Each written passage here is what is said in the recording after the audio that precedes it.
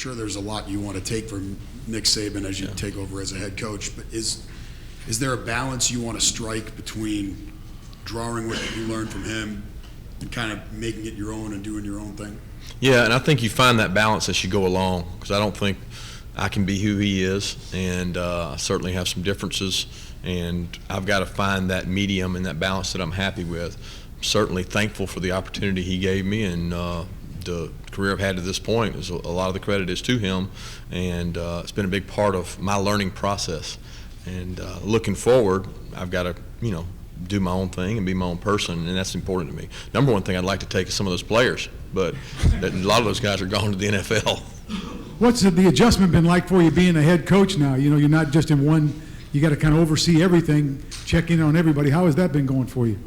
It's different, Fred. It's different. I said in the previous room that Bobby Williams always told me at the University of Alabama, he said, don't ever judge somebody in that seat till you've been in that seat yourself, and how right he is. There's a lot of tough decisions that have to be made.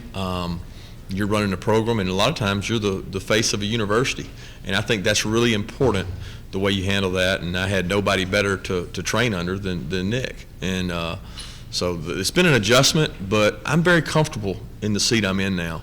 I'm at a great place, and there's not many great jobs out there, and I got one. So I'm excited about it, make the most of it. Noticing games, Nick would leave you alone a lot. How closely is your defensive mind to his? Is that a reflection of that?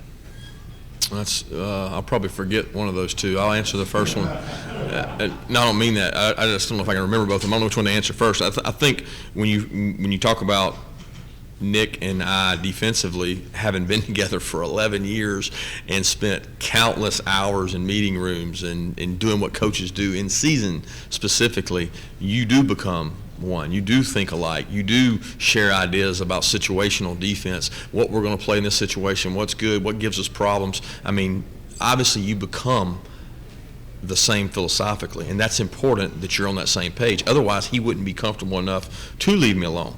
So I can't lose that aspect. And looking and hearing, Derek Mason even speak yesterday, where he stepped away and he stepped back in after a year. I think that's important for me to be involved, because that is where I'm at my best, is being involved with the defense. So I think that's important for me to measure that in amounts, the right amounts.